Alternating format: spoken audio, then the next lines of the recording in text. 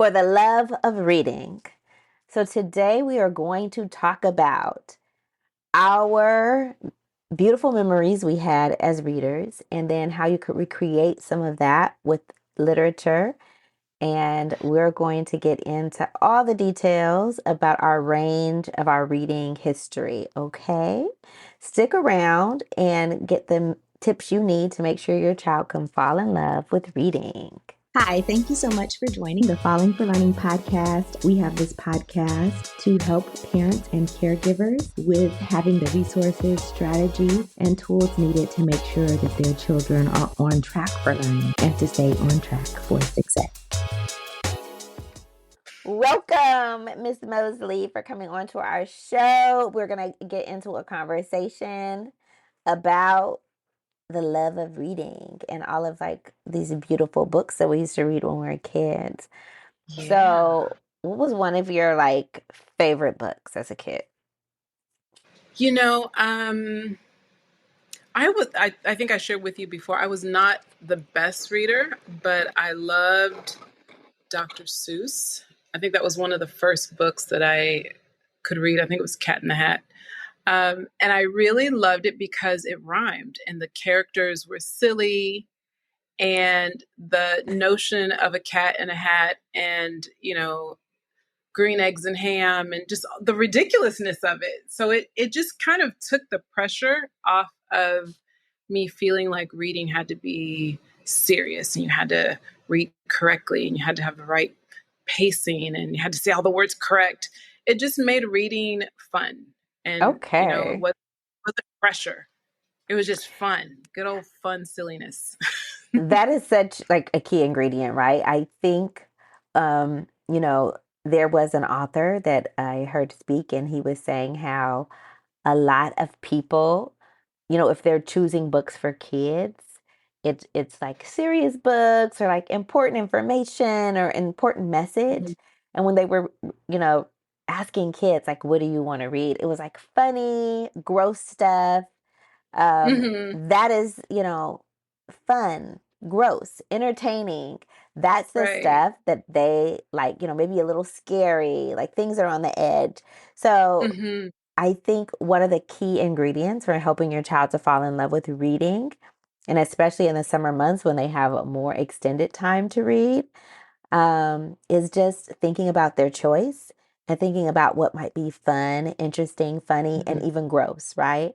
Don't think in terms of like, I'm not interested in it, like, not about what you're interested in, what they would be interested in. Taking them Yeah. to the library and being able to explore, taking them to bookstores. I say the library, I mean, keep it cheap, but if you have to buy it, I guess so. But I would Yeah. say library. There's unlimited, and then you'll get tired of the book or you'll read the book, you'll look for another one, and there's more. So, How yeah, that's really about you? interesting. What was your favorite Okay. book? So, I really like if we're thinking about early readers, I was a I can read books person, right? Like Oh, yeah. um what we didn't have, remember I grew up in Alaska. We did not have like the Sweet Pickles books or whatever. But when I watched PBS or whatever that was I was watching, and they were like Sweet Pickles books or something, I was like, Mom, I want those Sweet Pickles books. Like I wanted it. I even said, like, thanks, Mom, Sweet Pickles. And my mom hated it. Later on, she told me she hated it, but I loved saying that. And but I never Mhm. had the Sweet Pickles books. I found some in a library or like in a school library before, but we didn't have Sweet Pickles books. But I did get the I Can Read weekly reader books. So I Yeah. did convince my mom to get the book $7.65 per pack or whatever. I don't know. We got the little books that came in a little box. So that was really exciting to me, Yeah. to get like these weekly reader books. And maybe they came once a month or twice a month. I don't know.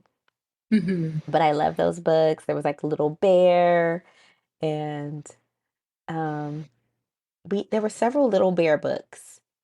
I can't Was it a remember. series? Was it a It was series of no. They were like bookmakers. You know how they have like those golden books, and they had like the little. oh, the So it little was gold? Yes, Like the there's little. little golden books, but these were Mhm. called weekly reader books. And you could Oh. just, it was kind of like, I don't know if you guys know about like those CD, but the once a month CD they Oh, came, right, right. but these were like once a month But, books, or uh, they call it weekly readers, but I don't think they came every week. right. Or if they, I guess you could choose the frequency or whatever, right? Hmm.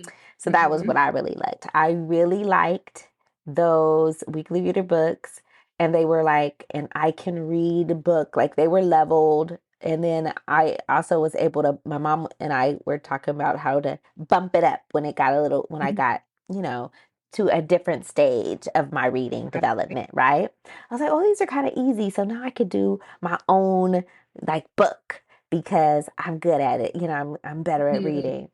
So I know Little Bear was part of them, but for what? The Frog and Toad was Oh, in that set yeah. as well. So Right. those were a couple of the, so it wasn't a book series. It was kind of like a book maker or a publisher or something like that. Hmm. Hmm. And Right. so I got those books, and those kept me engaged, as well as the library. Yeah. Do you So remember getting highlight books? Do you remember the highlight magazines?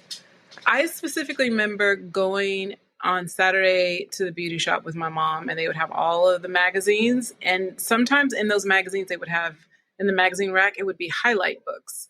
And it was basically a kid's magazine. It had articles about, I don't know, nature.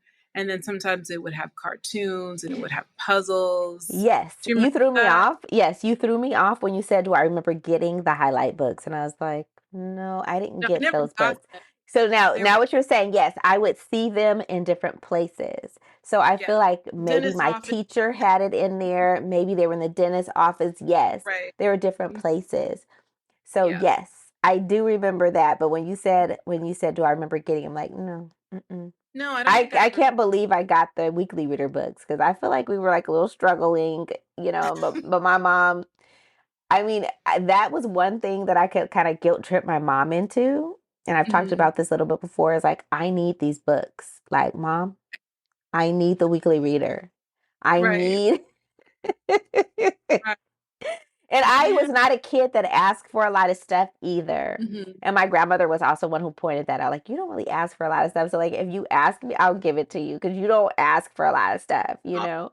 Um, I was because I always asking because for I kind of feel stuff. like I felt like, okay, we're struggling a little bit. But when it came to the books, I was like, I need this book. This book Right. I Right. need. And pretty Right. much if I asked for a book, they gave it to me. But I did do a lot of library books, right? Mhm. But certain books I liked Yeah. getting in the mail and stuff like that. So, Right. yeah.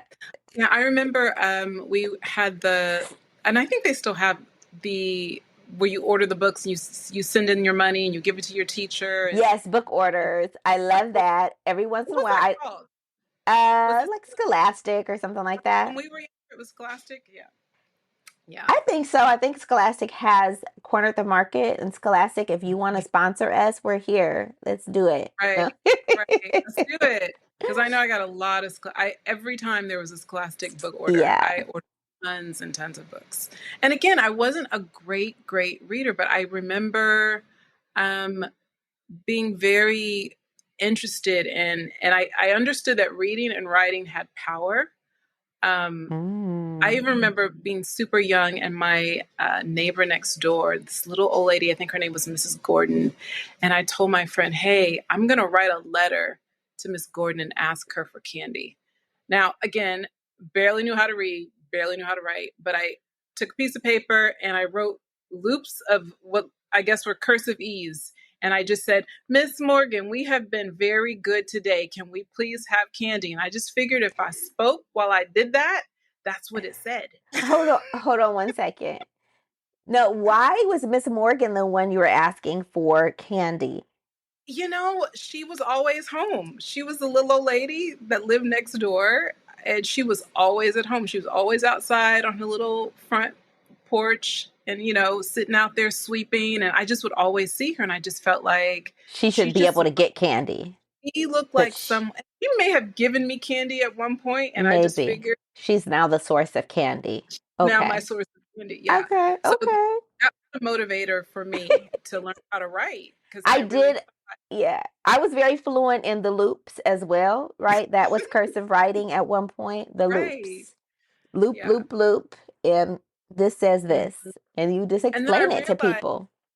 right, and I realized that it did not say what I thought it said because when I gave Miss Morgan my letter, she looked at it and smiled and closed the door and didn't come back out with candy at all. So I figured I need to really learn how to write because, The power, the need to communicate was there, right, right? right, Because you did it's not get there, your request fulfilled. right, Okay, right. okay. All right. Books were my thing, and I even have my mom keeps everything, and Okay. if you go and look in her attic or open up some of those boxes in the garage, some of my old books are still there. Okay. Literally keeps everything. So an early author. Okay, we're hearing more about your gifts. Okay. So I talked about early books, like those weekly readers, but Mhm. what really helped me with reading, like really drew me in further into reading was like those Judy Blume books. I did go through Yeah. the I did go through like the Beverly Cleary books, like Ramona and Beezus. They were very funny. But I Mhm. think Judy Blume, she would write about things that I wasn't ready to talk about. But of course, I was Oh, thinking about it. I was curious about it. You mhm. know, Are You There, God? It's Me, Margaret. One of like my favorite. My parents were like arguing at the time, and I have this book where people's parents are divorcing and you know, Mhm. it even helped me like to like as my parents were arguing, there was like a split between my parents for a little bit. I was feeling a little bit matter of fact, like it's kind of Mhm. happened sometimes. It Yeah. happened differently in my family, obviously, than, obviously there's going to be differences, but it made me feel like I could handle this or like, this happens to other people, Yeah. So I think that, liking boys, I think there was even a Mhm. chant, I I must must. increase my bust. Yes. Yes. So Yeah, I like these remember are that. things It that didn't little work. girl, yeah, Yeah, it didn't work. no, I did not, no. But just knowing that someone else out there, because that's Mhm. very embarrassing to talk about that you want Yeah. bigger boobs or you want Right. boobs, right? Right. Um, and then like just the weight, right? And Mm, then other people they're popping them out and you're not getting them popping out, right. not but you get to see them developing is what I'm trying to say. Yes. And I was waiting to develop, and it was like taking forever.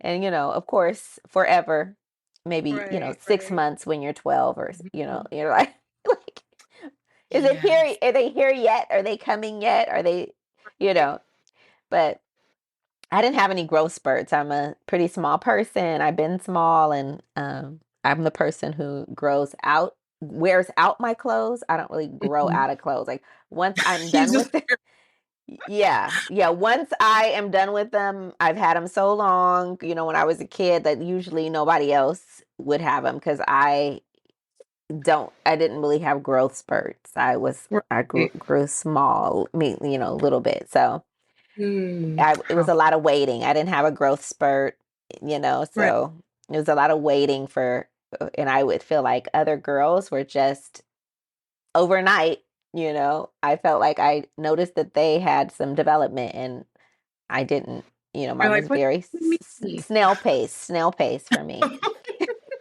So Judy Wow. Blume helped me, writing about it, talking about it, because I'd be like definitely afraid of talking to anyone about that, Mhm. development and all of that. Another book, Philip Hall Likes Me, I reckon maybe, Oh right? yeah. Remember that. Another book, not Judy Blume, but a black girl.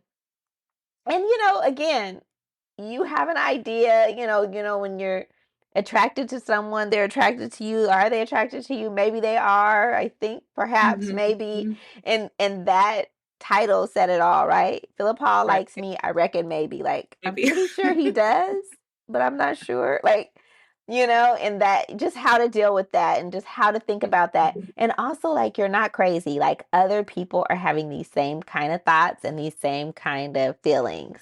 Right. And again, it just helps you to like deal with things, right? Yeah. Because was a fairly quiet kid, like very much like internal dialogue driving myself crazy, right? Because I also have Mhm. perfectionism, and then also just you're the star in your own life, and you just think you're the only person in the Oh my world God. that's dealing with these things, right? Feeling this, and then reading about it, you're like, okay, this is Mhm. kind of normal, right?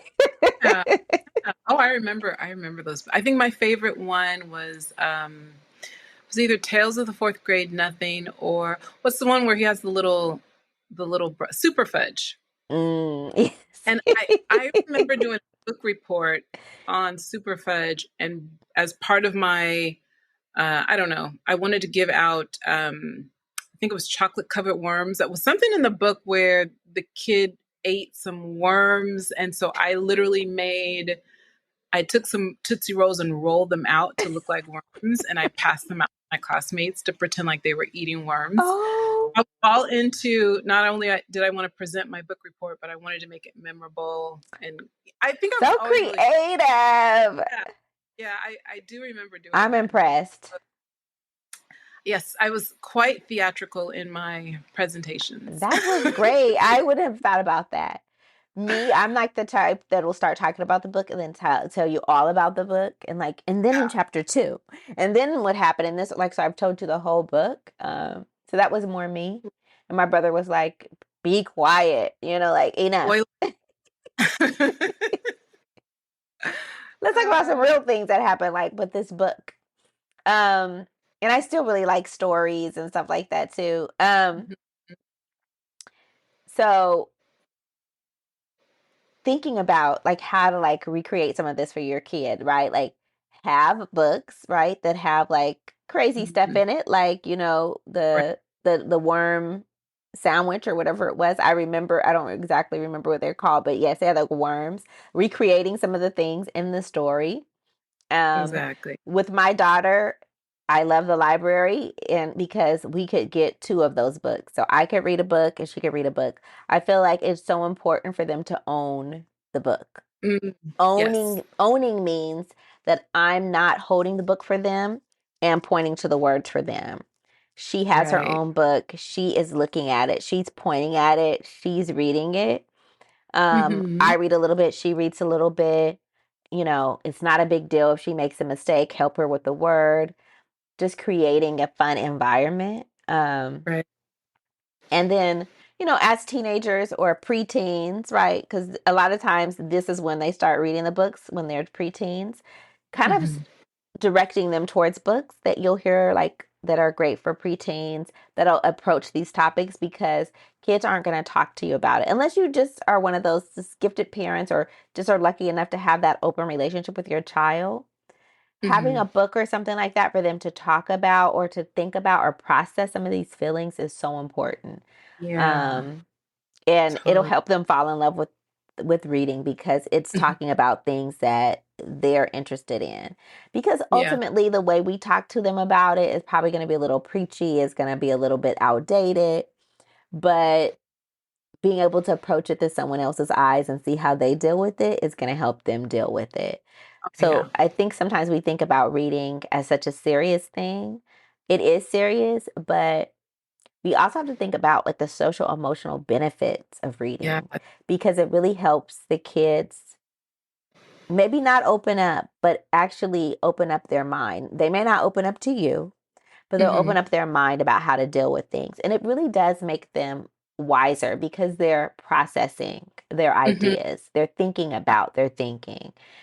They're looking at how someone handled something that was really bad, right, in the book, and then they're really making an idea about how they'll deal with this or how they'll approach it in a Hmm. thoughtful way. The Rewrite Method and the Rewrite Method Workbook are your go-to resource for helping kids to learn to fall in love with writing. It has the tips, tools, resources, strategies, and skill-building activities to help kids fall out of writing hate and into loving to write. Get your book set today.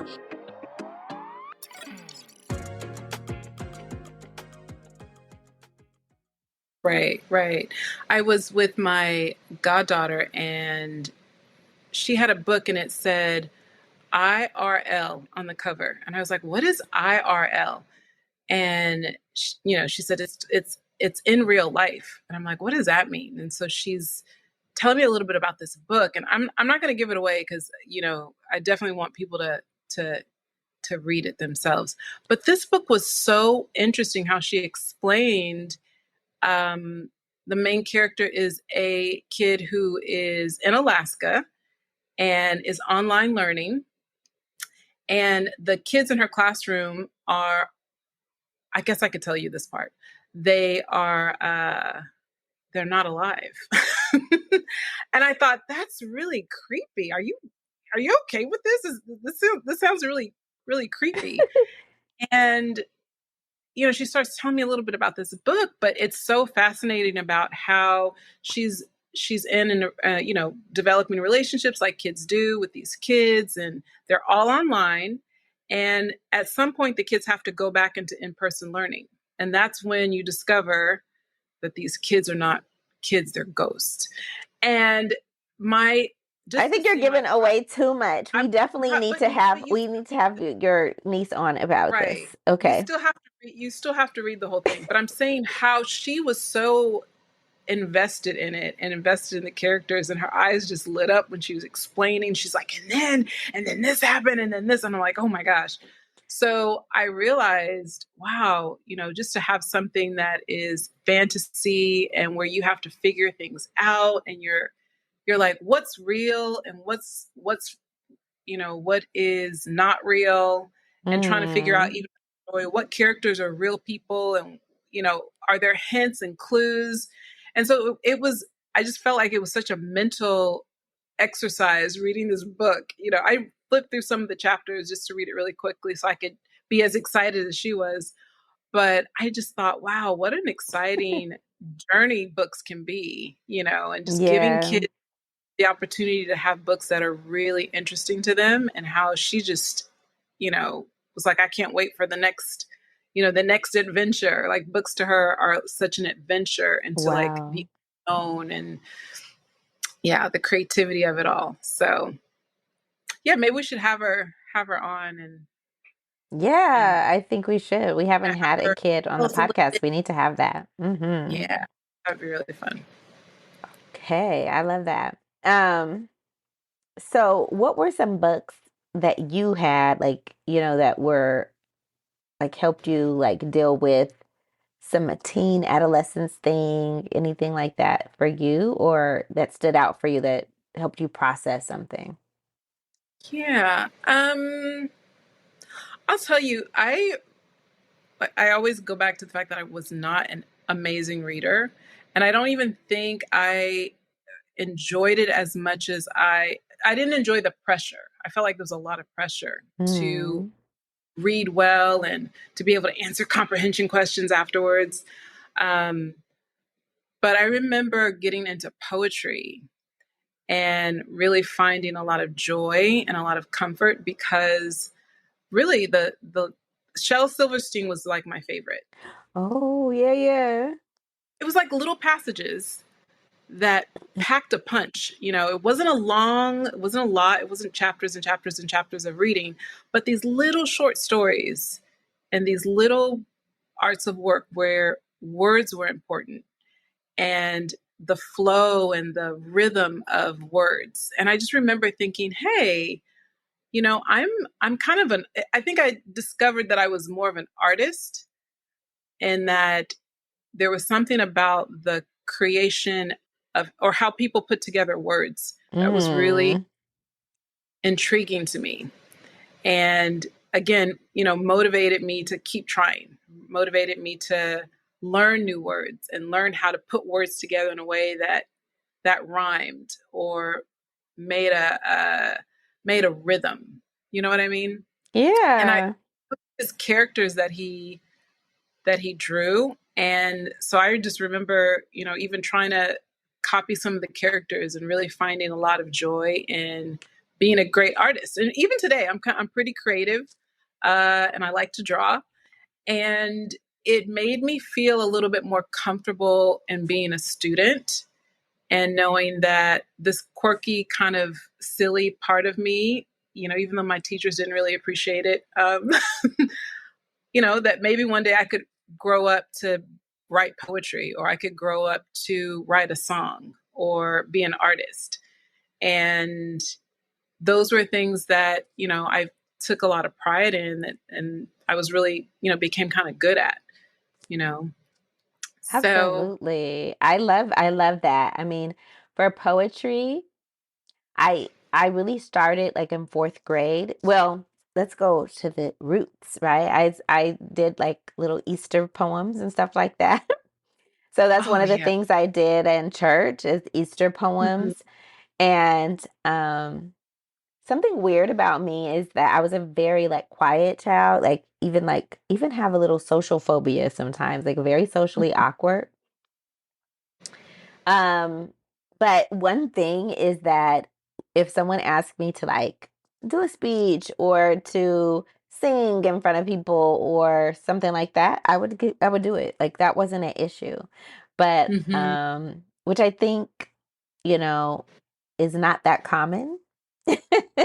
And so you know, I remember like at church sometimes they would ask other kids to do things, or my parents didn't go to church with me when I was really little. So they didn't really have a relationship with me or my parent like to know me. So the other, families knew each other and the moms would visit each Hmm. other or whatever, and they would have play dates and so they would be like, "Oh, I have a song for you. I have something because they knew each other outside of Hmm. church." But I know they didn't ask me, and I was like, "Hey," but I never said anything. I was very quiet. But when I'm talking to you about it, it makes me think like maybe they just thought I was very quiet or I'd be too shy to do it because it's not that Hmm. common to be quiet, to be a quiet or shy person, and then be like, "Oh yeah, I'll do a speech. I will read out loud. I will do," which I was just like happy to do and still like to do to this day. But obviously that's part of reading. You read those, Hmm. you read it repeatedly, you add Hmm. expression, you really learn what those words mean. And Right. then later on, when I got into fourth grade, I was in a speech contest doing Emily Dickinson. I don't even remember that poem because then the next year, fifth grade, I was in so Emily Dickinson, I was in Alaska. Fifth grade, I was in Pomona. I moved to Pomona with my mom. Hmm. And I was in a speech contest, and we did like Negro dialect, and I did Paul Laurence Dunbar. So I did a speech contest when I was doing it in the Negro dialect that Paul Laurence Dunbar was writing his poem in, and I did Angelina Johnson, right? So it was about Angelina Wow. Johnson come swinging down the line. So it was about like a wonderful, like she was a dancer. Um, Uh-huh. and then there was another one I did later on, which like when Melindy sings. And that was also with Paul Laurence Dunbar. Yeah, so I really got into Hmm. that, and that also it was like interpretive. So you that had to do your expressions. You had to, you used Negro dialect and understanding that, and also just Hmm. learning how to like learn more about the culture. Like people came to America not knowing English, right? And so they were just like using the language as best they could, and that's Hmm. just like part of why some people speak the way they do, and Yeah. over time is, over the generations, it's less and less of that, but it's just Hmm. understanding where it comes from.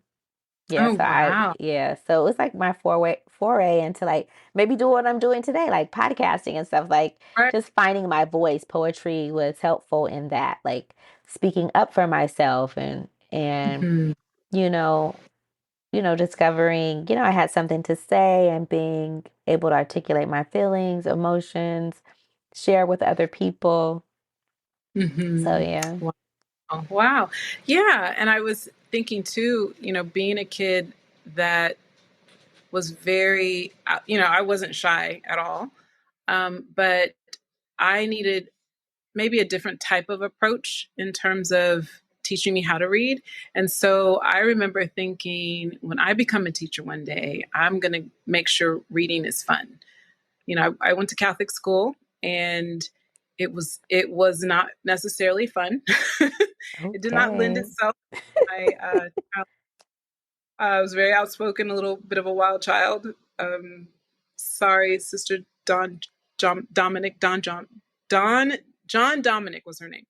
I So, Don apologize. Johnson from Miami Vice. No, just wait. No, no. Yes, she. I probably gave that lady a few white hairs, but just thinking about how I learned and what made learning fun for me, I kind of think now as a teacher, those are the things that I incorporate for my kids. Like, I never want them to feel embarrassed if they can't read very well, and I always want to make it fun. We do lots of readers theater, and Yes. I create songs into our day and put the lyrics up on the the screen so they can sing along and like read the words too. Just try to make kids see that reading is, it's like a portal into whatever land you want to go to. Like, books can take Mm-hmm. you anywhere, and to Yeah. get them excited about it, because I think that's what I needed. um and just the freedom to create and be creative. So I definitely look at myself now and think, yeah, I think my strengths were really born out of the things that were my weaknesses when I was a little kid. That's dope. Like, it's a good way to think about it. And I think, like, bringing it back to, like, what can you do for your kids? I Hmm. think that might be a way in, right? Like poetry or reciting poetry, it might be a way in for them to, like, Hmm. discover that they are more artistic, or discovering that they like to speak in front of others and they like to share their message or perform or whatever. So, even if you feel like they're quiet, just ask if they're willing to do it. They might be. Like, don't assume that kids won't, because one thing doesn't mean one another, right? Being quiet or shy in social situations doesn't mean that you're not happy to get up and perform Right. and, share your voice and your talent. Mhm. So just try it out. Like, ask them. Don't try to force them. You might do it for them to show them. You might take them where other kids are doing it, or maybe they'll just be comfortable doing it at home. They may not do it anywhere else. But it is a way.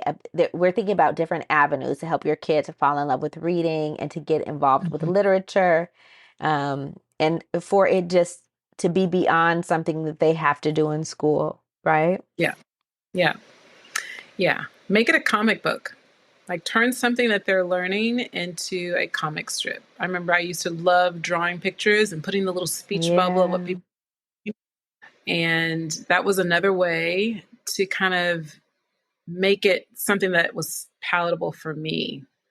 Like, Mm. let me create it in a way that makes sense for me as as an artist and as someone who's kind of creative, and uh, love the idea of creating a story or retelling a story in my own way. So I think that's really fun for kids too. Letting them get that opportunity to, or take the end of a story and turn it in, like, what if, Yeah. what could you do at the end of the story that would be totally different, that would totally turn the story on its head, and giving kids the freedom to do that. Yeah, that really makes me think about, like, I was teaching, some people call it humanities. I actually never called it that, but I was a sixth grade English history teacher for about 10 years, or 10 years, 11 years or so. And one thing that we did is I did teach ancient history, English and history, so ancient history. And when we were learning about, for example, the Silk Road, I had them learn about the different perils, the different dangers. There were even bandits that came and stole things from people. The kind of animal that you would be traveling with through the different types of terrain. Sometimes you would have the Bactrian camel. Sometimes you would be on a mule or a horse or whatever. So after they learned about these things, then I told them they needed to create a Silk Road travel journal. They were going to prepare a journal to see, have characters like because we knew these different countries were interacting sometimes for the first time through this silk, for these travel trade routes. And so, like, what is your mode of transportation? Where are you going? What do you bring with you? What's your culture? You come from Italy? Are you coming from Egypt? Where are you coming from? What are the name Hmm. of your characters? And then we're going to have at least 4 journal entries to see, like, you got to have something wrong that happens based on what we've learned about. You know that there may be a problem with finding water. You're traveling through the desert. You know that you might get a bandit that goes after you, whatever it is, right? And they loved these things. And they like Yeah. sometimes they like to kill some of the characters. Like, oh, he didn't make it. He went and looked out and found saw a mirage and kept going that way, and there really was no water there, and we didn't catch it. R.I.P. Yeah, so they loved to either kill the characters or you know, figure out how they're going to take care of themselves, learn based on their learning. So getting really Hmm. creative about Yeah. something factual that they're learning about, but how they can make it into Hmm. like a fictional story, and they're really Love that. applying their learning instead of like, what are 3 ways that you might Right. have a problem in the desert, right? Instead of that, like, no, my character, Belial went on the desert. He brought his blah, blah, blah. We got caught in a Hmm. sandstorm, whatever it was. They just love to do that. And so, Yeah. that was a way like to bring into some creativity, but also it was very much fact based on what they were learning as Yeah. well.